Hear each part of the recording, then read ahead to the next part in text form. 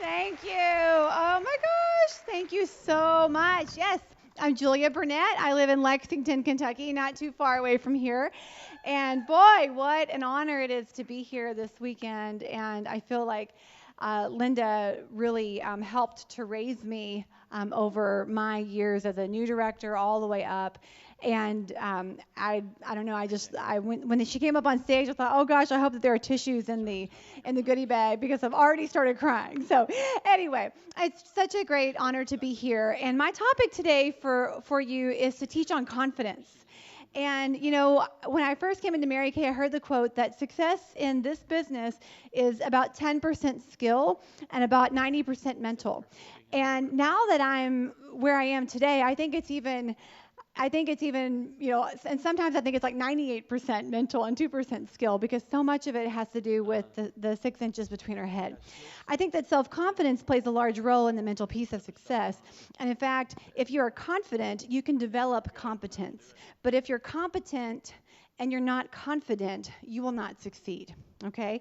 And so confidence is an inside job. And I want to be very clear that confidence has nothing to do with shape, size, background, education. I mean, I can think of people in all different genres of life who walk into a room and they are confident. And it's more of a presence, don't you think? It's more of a way that you carry yourself. And confidence is most certainly an attitude. And so I'm going to cover today a multitude of different parts about confidence. But where I really want to begin is that mental piece. You probably heard, Mary Kay always heard the fake it till you make it, right?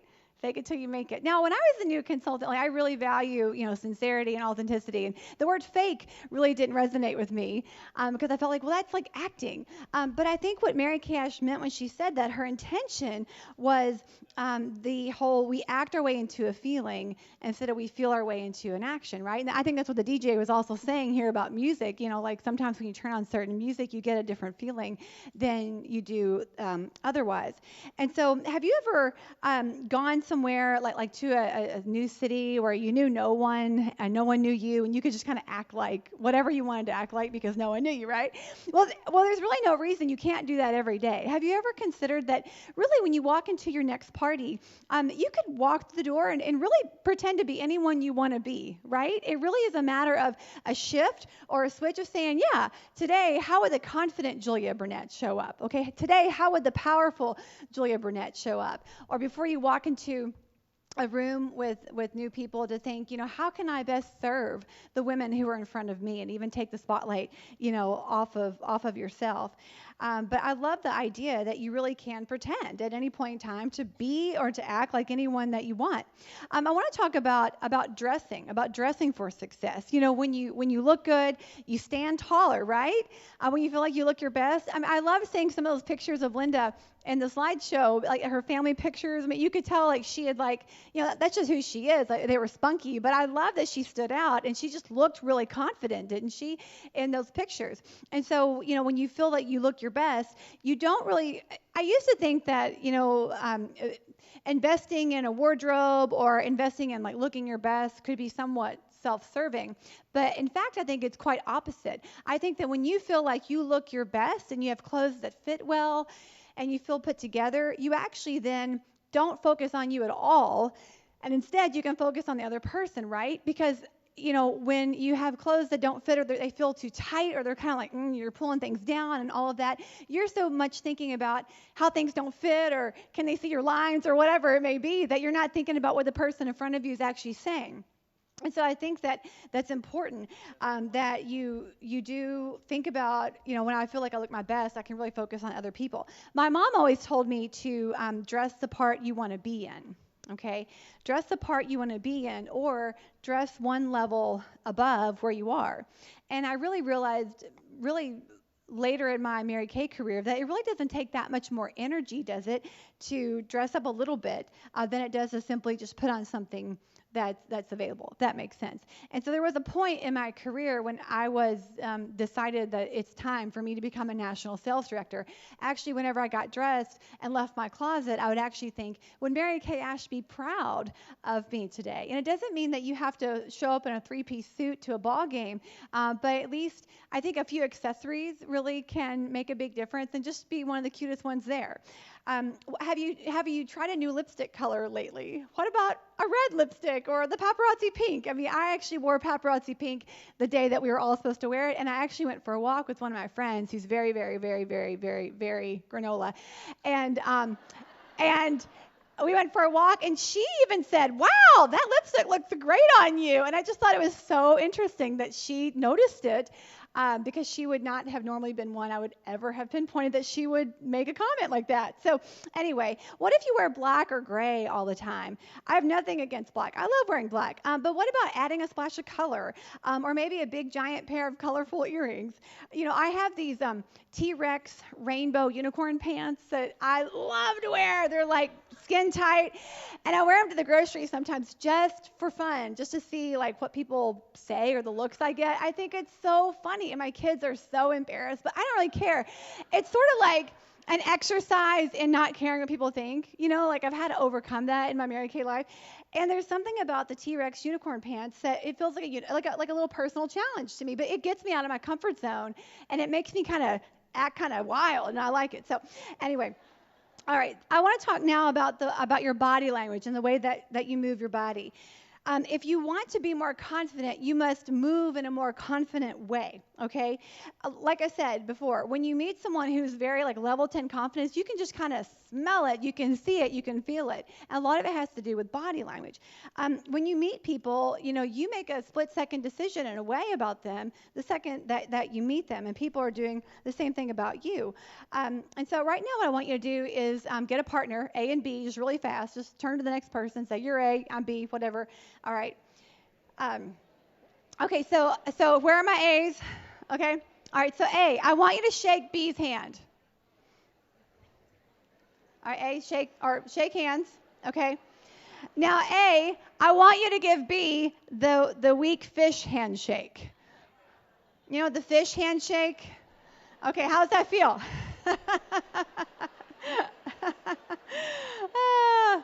Now, A, I want you to look B in the eye, okay? I want you to give her a strong handshake and look her in the eye and smile. Give her a strong handshake, okay? Now, what's the difference between the two? What did it say about the person? Yeah, it gave you you could feel it, right? Well, my dad is German, and so I learned early on, how to give a good German handshake. In fact, I'm kind of little, and I think when I would shake a man's hand, they would assume because I'm like little, they would think I would be fraught with weakness, And there have been multiple times in my life where I've shaken a man's hand, and they're like, oh, they do like the response handshake because like it's so hard. They're like, oh, and they come back with the hard one. You know what I'm saying? Anyway, oh my gosh. Anyway, okay, let me move on. So B, let's do a different handshake to A. I want you all to do the Mary Kay Ash handshake. Now, this is the double handshake, where you shake someone's hand, you smile, you look them in the eye, and you put your other hand on top of their hand, okay? Now, the very first time that I met my national sales director, Pam Shaw, she was standing at the door, and we had a brunch, and she asked me my name. I told her, and she actually did the Mary Kay, the double handshake, and she looked me in the eye, and she said, "It's so nice to meet you, Julia." And it was such a powerful moment for me. I've never forgotten it all this time because I've never in my life been greeted like that. And it was that she said my name back to me. She gently did that double handshake, but it was also her eyes. Like her eyes literally, they just had love in them. And it was a very memorable moment for me. And so now, B, I want you to shake A's hand again. And I want you to say, nice to meet you. But I want you to say in your mind, I love you, like agape, love you, with your eyes to the person that you're shaking.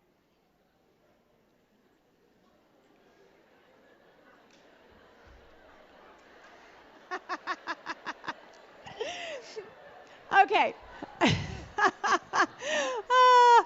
Okay, I know that was probably a little awkward, but do you feel, what could you feel from that?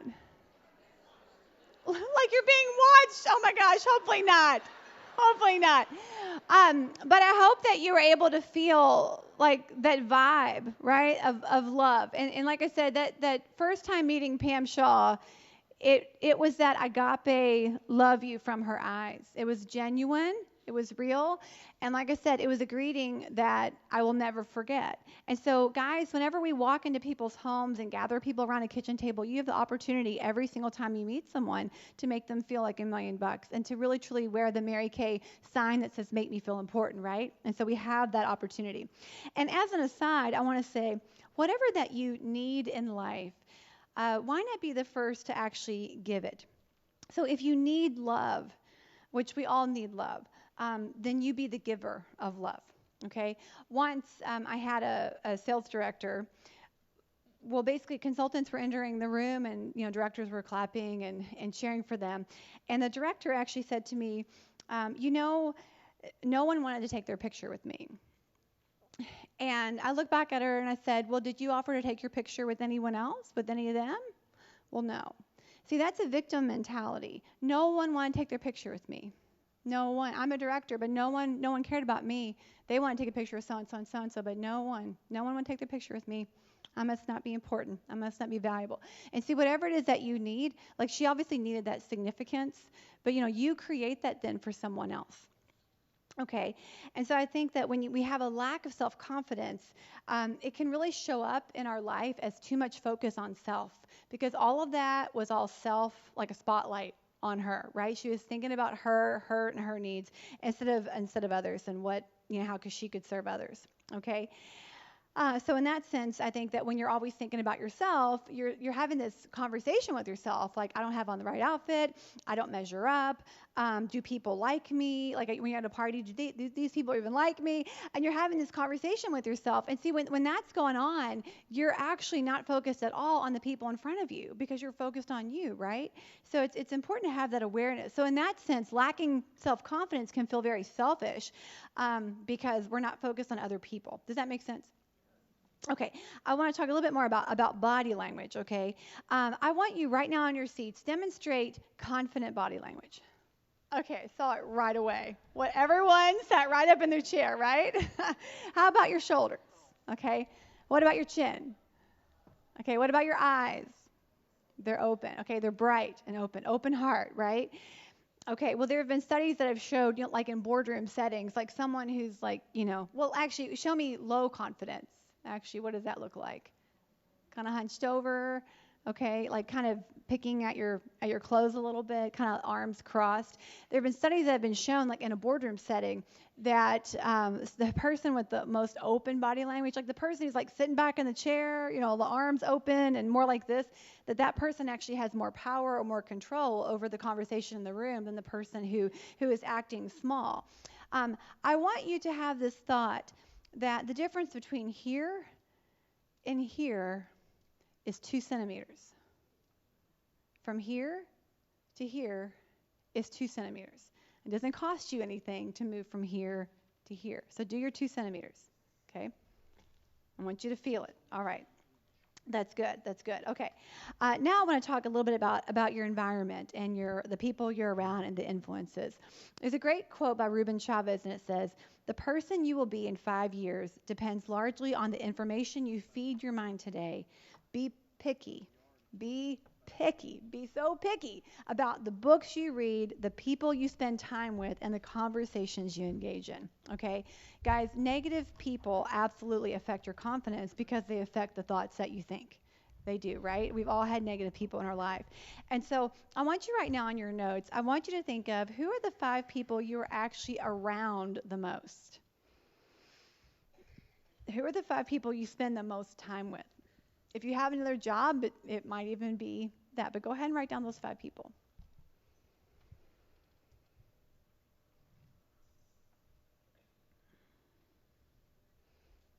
Okay, now I want you to also now make a list of who are the 5 biggest influencers in your life. Influencers may not be people. It might be social media. It might be the news. It might be a book. It might be the newspaper. It might be TV shows. It might be certain actors. But who are the 5 biggest influences in your life? Now, next to each one, I want you to write like a positive or a negative, a plus or minus next to each one. I want you to kind of evaluate. And, some may think, well, that's neutral. I don't know. I still think you could go on is it neutral positive or neutral negative? Okay, go ahead and write that down.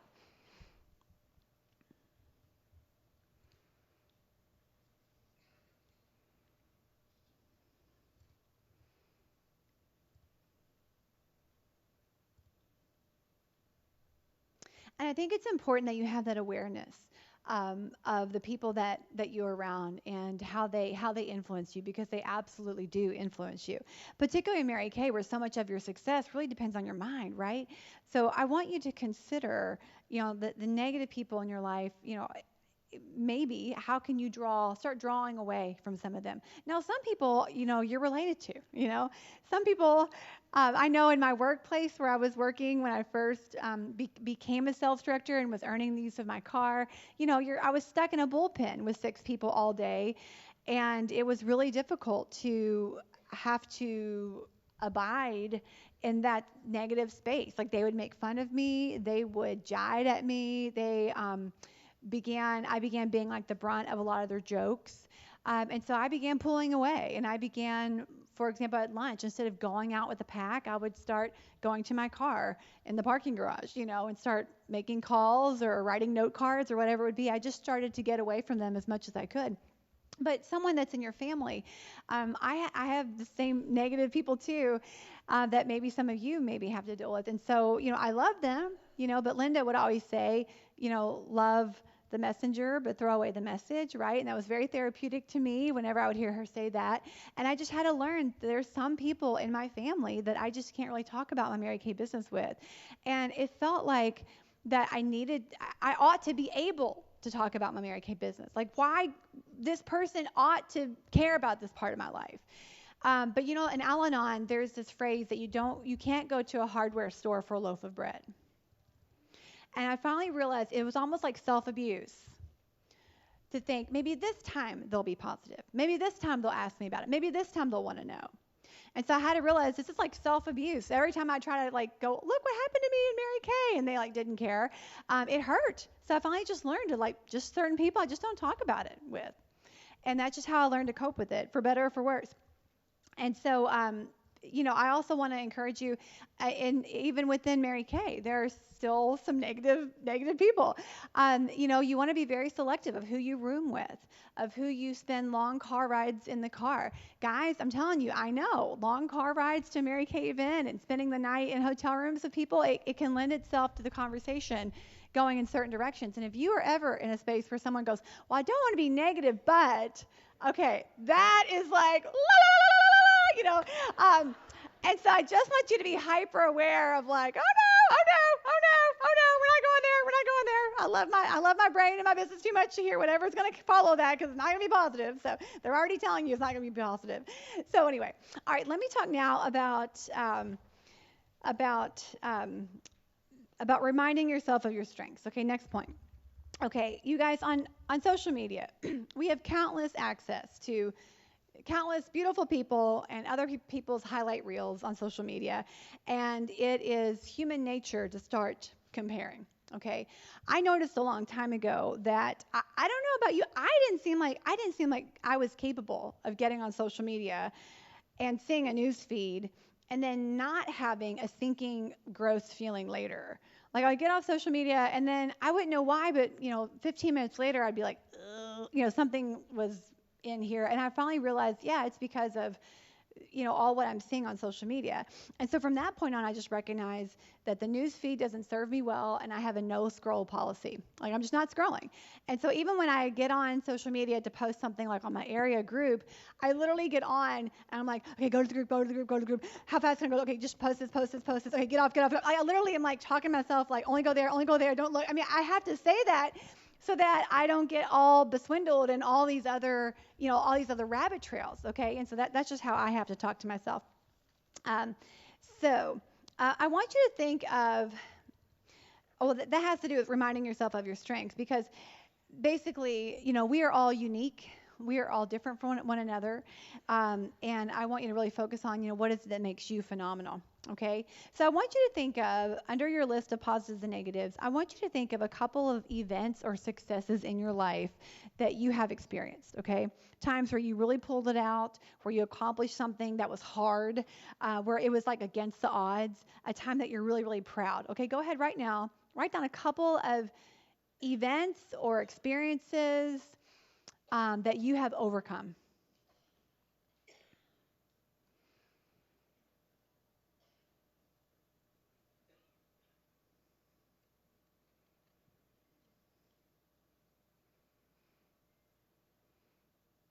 Okay, next to each one, I want you to write out why was that meaningful to you? Like what did you learn about yourself from that?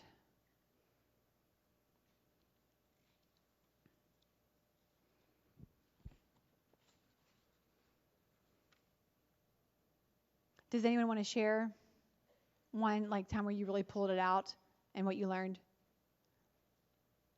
Yes.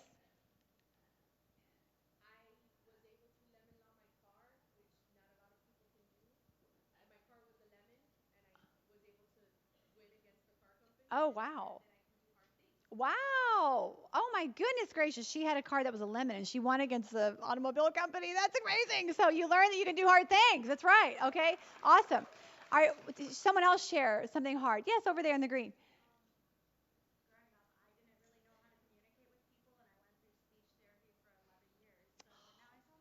Absolutely. Yes, that's beautiful. Thank you. All right, one more.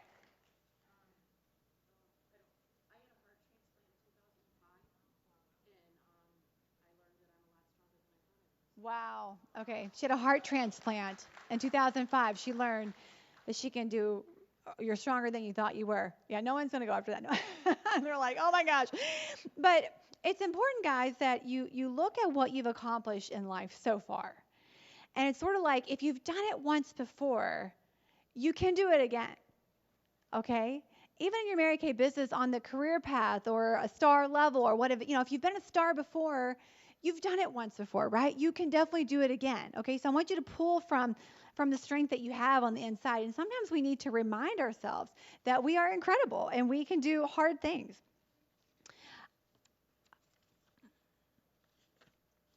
Okay. Um, when you ask people, would you rather cross the street or speak in public? What do you think people say? Across the street, right? But why? It makes no rational sense. Seriously, people, you could die from crossing the street, right? But why is that not a fear? Yeah. Ooh, that's good. And she said because you don't feel like you're going to be judged crossing the street. Um, but the thing is that you've had practice crossing the street your whole life, right? You've probably crossed thousands of streets. Confidence, guys, comes from repetition. Confidence comes from doing, but doing things again and again and again. Okay, so repetition builds confidence. So think about it. You were once not good at anything you're good at now, right? Everything that you had to learn, but you had to learn by doing it over and over again. So, like for example, if you're currently a nurse, you had to learn the skill, right, of being a nurse, and that took time and it took a lot of practice, a lot of hours. And now many of nurses can do things, in their sleep because they've done it so much. And so your Mary Kay business is the same way. The more you practice, the more likely you are to own the skill, right, of being successful. I'm sure Linda would talk a lot about Malcolm Gladwell and his book Outliers and that 10,000 hour principle, right? That in the book Outliers, Malcolm talks about how anyone who's probably been very highly successful at anything in life has probably invested about 10,000 hours, probably about 10 years, in doing something till they become truly an expert. Okay, so most of y'all don't remember me when. I started my business in 2002, and at the very beginning, well, not the very beginning, many of the first couple of years, I would talk people out of buying stuff. They would at the one-on-one that they wanted to buy the roll-up bag, and be like, "Oh, you don't have to buy the bag." Like really, you want the bag? When I would feel like I was out of bookings and I was desperate, I would call my director crying, and I had all kinds of personal problems, and I was sort of like an emotional up up and down mess. I didn't own some of the emotional management skills that I really learned in Mary Kay. But my confidence grew because I had so many parties booked, and I did get really good at booking from bookings. That became my trump card, is learning to book from bookings. So I thought if I could book from a booking, then I still have an opportunity to practice. And so even though I really don't own the skill yet of selling, I can book people, and I learned how to book so well that my date book became so full that it'd be like, well, I can get you in January. I mean, that's about how it was. And so it became like this self-fulfilling prophecy that I was so hard to book with. People were like, well, I got to get in now. And it was almost like this reverse psychology. In fact, it got so much that when people would call me and say, or text or whatever, and say, hey, I can't make it, I have to cancel, I'd be like, thank you for canceling. I'm so glad. I didn't know how I was going to get it all in. I mean, that's how it came. That's how it came. But it came from practicing, lots and lots of practice. And after every party, I would ask myself, hey, how did it go? What did I do well? What would be one thing I would do differently next time? And I would put it into place, for the next time until I perfected the art of booking. And so people who are afraid of public speaking, they're afraid of it because they haven't done much of it yet. It might seem scary. But when you do things over and over again, confidence comes from repetition. Okay? So just as action builds confidence, I want you to hear me. Inaction erodes confidence. Inaction erodes confidence. Okay, the longer you leave that big thing on your to-do list, the more it merely drains you. Okay, I think the bigger that it seems. And the bigger that it seems, it really can start to hold you back, right? Because it just grows and grows and grows like a giant. I remember once in my Mary Kay business, I took a 7-month break from proactively booking appointments. And there's a reason for that. But anyhow, I remember after 7 months of doing nothing, I finally got the courage to make one phone call. And that one person told me no. And I remember it just sent me swirling. It became so heavy. It felt like, trying to climb the Grand Canyon to make one more phone call. And it was because I was out of practice. I had lost my confidence because it had been so long since I'd actually done something to build that confidence back, okay? And so I started playing all these mental games. So if you have a goal that's so big and you don't know where to start, sometimes we have these goals and they're really, really big and they're admirable. But what's actually even better than a big, giant goal that then we do nothing, I rather see someone just have a baby, laughable goal, like call one person today. I think calling one person and then the next day call 2 people. And the next day call 3 people. Well, that's suddenly I'm like, oh, I'll do that. That doesn't intimidate me. But if I have a consultant that says, I'm going to call 20 people today, well, that's great. But then if you call one person, you feel like you failed, right? Whereas if you say, I'm going to call one, and then you actually call one, that increases your confidence because you did what you said you would do. You had integrity with what you said you would do, right?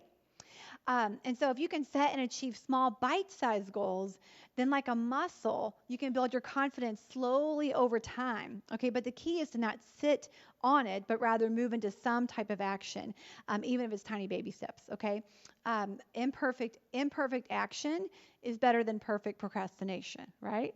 Imperfect action is better than perfect procrastination.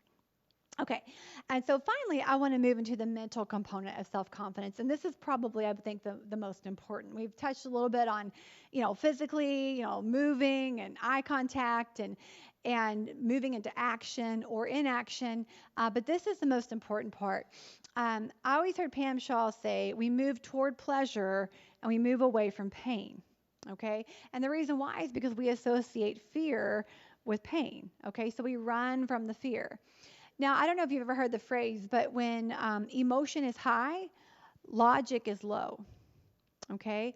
And when logic is high, then emotion is low.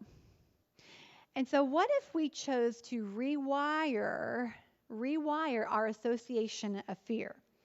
And what if we started to recognize, oh, fear, there you are. And recognize fear is a way of letting you know that I'm about to stretch myself. And this fear is an opportunity for me to grow my confidence, okay? And so if you start seeing fear as, oh, fear, there you are. That fear is actually a good thing. Fear is a good thing because when you have fear, it means you're about to step out of your comfort zone. And that's the only way that you grow. And so rather than running away from fear, just be aware that it's there. And that in the fear, You have a choice to make. And here's what I want you to hear. You realize that fear has no power over you except the power you give it, right? And so at this point, when you feel the fear, you have to recognize I'm in a pivotal moment right now, and I get to decide what's going to happen next. Like I have a choice in that. And doesn't that take the emotion out of fear? So the next time you want to pick up the phone and you start getting that stomach knot thing, like, oh, I don't want to do this. I don't want to make calls. Or I don't want to connect. I want you to go, oh no, that's fear. Fear. Ah, there you are. I'm about to grow myself. Logic is high, emotion is low. I'm going to grow myself. Okay? Rewire. Fear means an opportunity to grow. Okay. I want you to think of something that you really want to have, or think of something you really want to do, or someone you really want to be. Okay? Right now, think right now for you, what do you really want to have, do, or be in the future? Okay? Everybody got something? Okay, I want you to close your eyes. And I want you to imagine right now.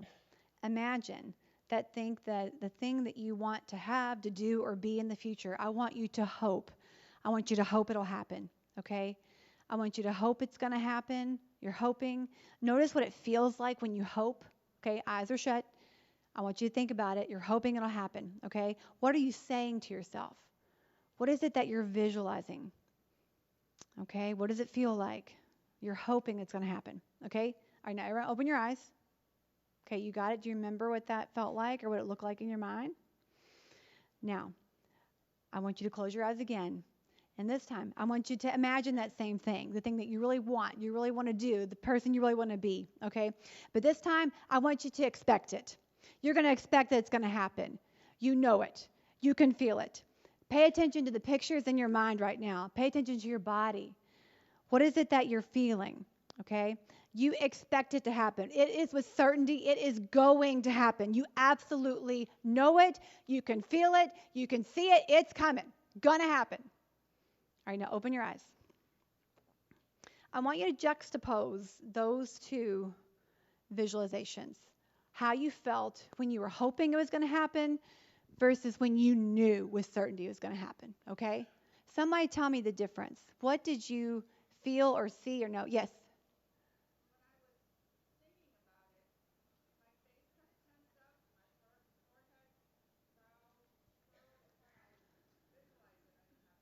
Okay, she said when she was hoping it was going to happen, her face was like furrowed and like tense.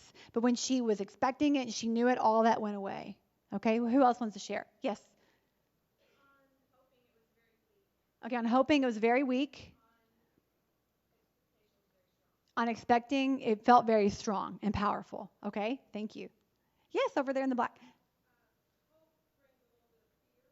Oh, she said hope felt like it brought a little bit of fear. Okay, she said when you were expecting it, it brought a smile and you had that certainty. Okay, does anyone else want to share? Yes, in the striped.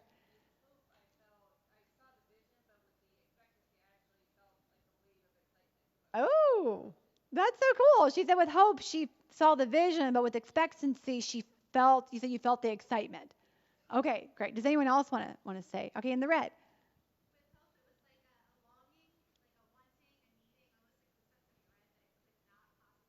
Oh wow. Oh wow. She said with hoping it almost felt like a dread, like maybe what did you say that it could not happen, like a longing. But with expecting, it felt totally different. Okay, so I want you to notice that. I mean, I've done this before, and people have said the hoping was like in black and white, but the expecting was almost like in color, or the hoping was kind of fuzzy, whereas the expecting was like clear. It was like going to happen. And so, and hoping also can feel kind of passive, almost like powerless, right? Like you're just hoping like it's just going to drop in and happen, whereas expecting was like, no, like we're doing it. It's probably seemed more action oriented and like, yeah, okay. So that's part of the difference. And so there's a big difference, you guys, in the confidence of someone who is hoping for something to happen versus someone who is self-assured or expecting that it's going to happen. There's like a knowingness there. Okay, and so I want you to, right now, try to look at both screens at the same time. Okay, now try to look at one. Okay, all right. So it's impossible to focus on two directions, you guys, at the same time. Okay, and so there's a difference between hoping and expecting, because when you're hoping, you're not really self-assured, right? You're essentially focused on two outcomes at the same time. And your brain is getting these divided neuroassociations, okay? So, guys, when you're looking at two screens at the same time, when you're also expecting and doubting, okay, your brain is actually seeing two of the same outcomes, two different outcomes for the same mode. Does that make sense? You won't feel confident because you're seeing two outcomes at the same time. You can't be confident. You won't be confident because you're imagining hitting it and then not hitting it.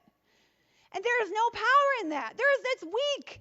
That is so weak. There's no power that comes from someone that is imagining it not happening and happening. And your brain uses all its energy in one outcome with one focus, and your confidence immediately goes up. I want to tell you a really embarrassing story that is very self-deprecating, but I'm going to tell it in order to make a point. Back in 2007, when I was a sales director, we were going for the top director trip. We had never hit a top director trip before, okay? I wanted it so bad. At leadership conference, they'd played like the top director video, and I would sit there and cry because I wanted it in my heart so bad. But for whatever reason, deep down, I didn't believe it would happen. And I was telling my unit, we're going for it. We need this many $200 orders, and this is what we're going to do. This is the plan. I was saying all the right things. But back at the ranch, by June 15th, I had already typed up the email that I was going to send out to my unit on July the 1st, letting them know that we didn't make it. I was writing that in my mind, the defeat letter. Do you see how no matter what I said to my unit, we weren't going to hit it? Because I didn't believe it was going to happen, okay? I could say all the right things, yada, yada, yada, yada, but it was meaningless because I had a divided heart, okay? Guys, there's a razor's edge difference between hoping and expecting. And self-confident people, they expect it. They expect it will happen. It may not happen the way that you thought it would, and it may not happen with the people that you think it's going to happen with, but if you're confident about it, it's going to happen. Okay? So I have to ask myself the question, why didn't I believe it was going to happen? Why didn't I believe? I had all the right ingredients. I was saying all the right things. I wanted it so bad I cried when I saw the video. Why didn't I believe? Well, the first thing is, I'm not sure I had a whatever it takes mindset to finish. Like, I think I thought I did, but in reality, I didn't. Versus, for example, when we finished our national area, like I will rearrange my ever-loving life for this attitude. Like that, my mindset was, for a short period of time, I will rearrange my life for this. But back then, for that particular goal, for whatever reason, I didn't.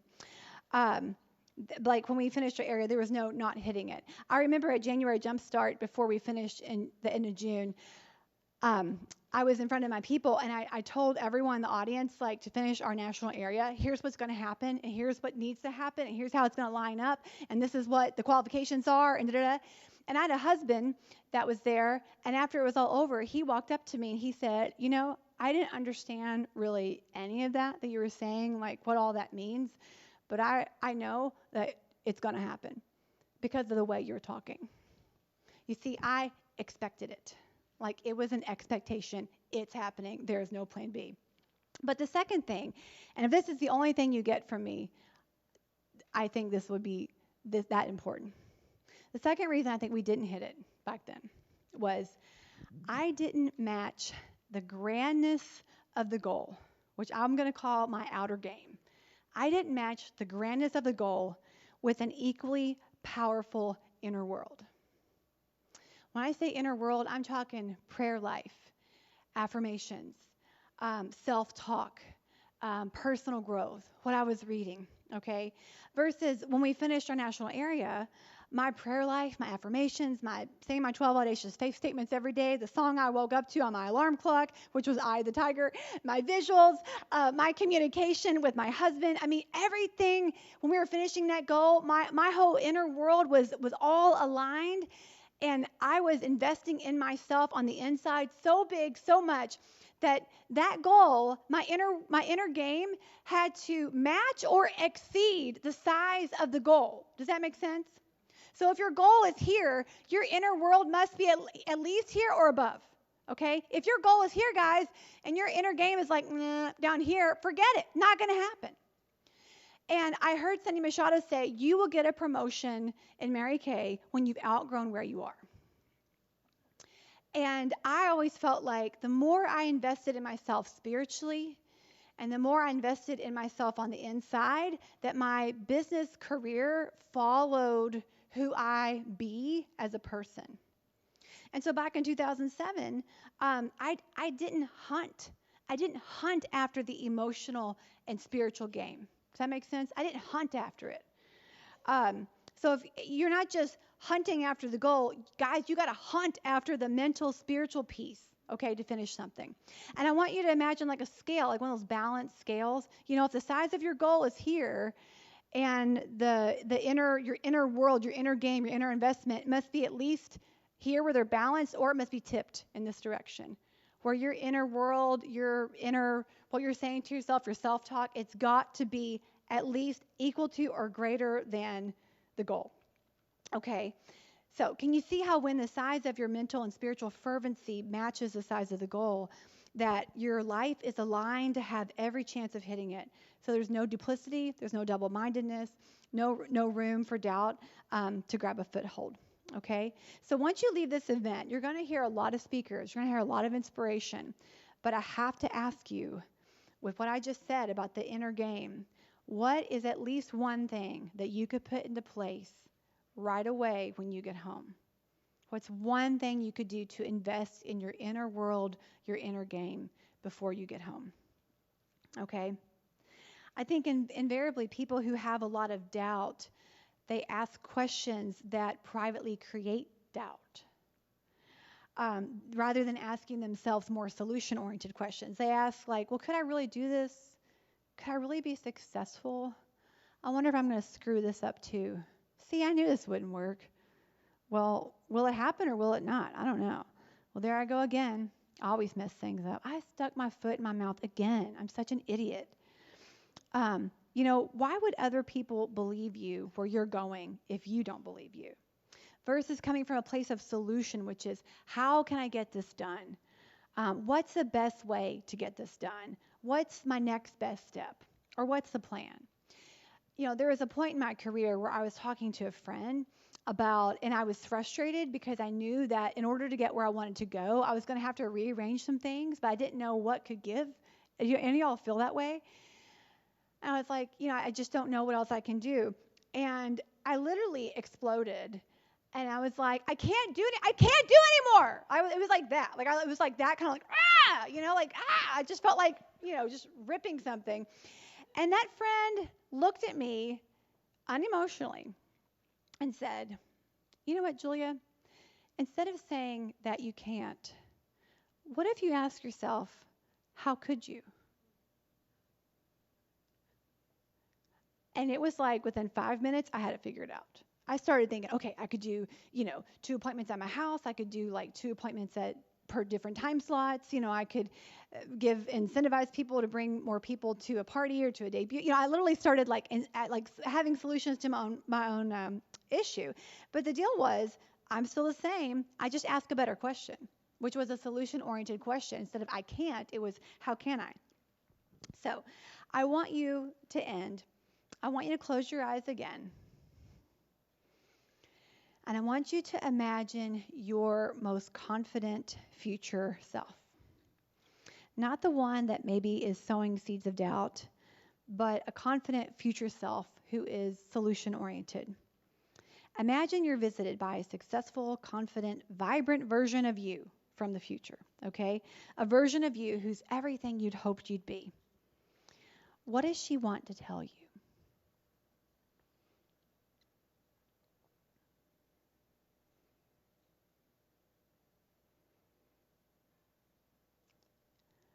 All right, you can open your eyes. I want you to take hold of what you wanted to tell you. The Bible says that you are precious, that you're beautiful, that you're more valuable than all the gold and silver in the world. And there's an anonymous quote that says, if you really put a small value upon yourself, rest assured that the world will not raise your price. Your talent, your gifts is God's gift to you. And what you do with it is your gift back to God and back to the world. The choice to be more confident is yours. I've always said that confident women raise confident children. And while I can't control the ultimate choices of my children, I sure can influence for them, can't I? I can model for them what it looks like to be confident, what it sounds like, what it feels like, what it lives like, and what it becomes like to be confident. I want you to think of this lineage that you have, from Mary Kay Ash to Helen McVoy, to Margot Andrews, to Sharon Goodson, to Annette Pace, to Lucinda Utley, to Linda Tupin, and then to you. That gift of generational confidence has been passed down to you. Now the choice will be yours, what you choose to do with it. Thank you so much. God bless you.